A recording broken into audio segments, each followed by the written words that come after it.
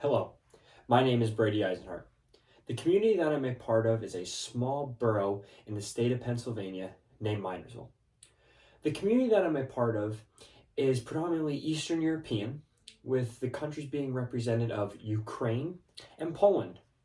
Having a community that is very diverse in its own culture of Eastern European is very important because it allows us to have diverse family gatherings and cultural events. The custom that I'm going to share today is the baking of Pascha bread. This custom means a lot to me because my grandmother and my great-grandmother grew up baking it with me. I'm going to explain the details, purpose, and meaning of my custom. First, I'll explain the details of the custom. Pascha bread is a Easter time bread. Pascha is an Easter time bread because it originated in Eastern Europe, more specifically Eastern Orthodox and Eastern Catholicism areas. Pascha bread is different than other breads because it is more sweeter. That is because of the more sugar put into it. Pascha bread is very important to our community because it shows the diversity in such a similar community. It shows the diversity because every family makes it different. That is because the eldest person or the most experienced person in the family makes the bread and carries their family's recipe down. So now, how to make the bread.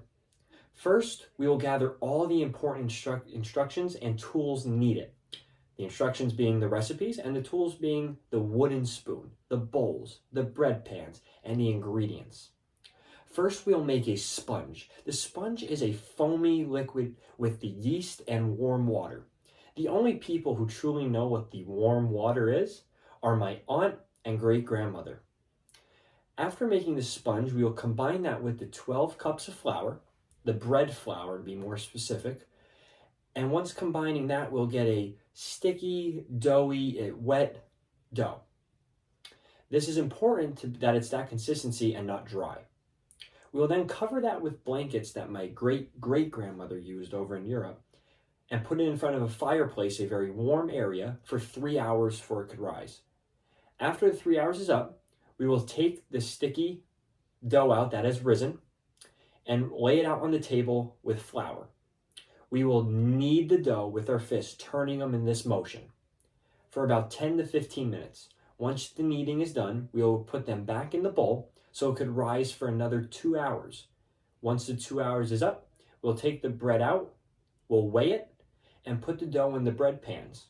Once all in the pans, we'll get egg wash to put on the top of the bread so it won't burn in the oven. Once all this is complete, we'll put it in the oven and cook it for about an hour to an hour and a half. Once completed, the bread could be frozen for any time use, or it could be eaten right away. This is what a loaf of it will look like, a rectangular loaf of the bread, right here, with the cross on the top. This is what it traditionally will look like. Or we can make 4 circular loaves. Next, I will discuss the purpose of this. The purpose of the Pascha bread is to bring a community together and to bring families together. That is the most important purpose of the Pascha bread. I'll now explain the meaning of this custom. Many people think this custom means Easter, getting together and baking the bread. I think this custom means family. I say this because it brings our family together. And without this, Easter would be bland. But with this custom, it allows us to get together with my family. I want to thank you for your attention and time.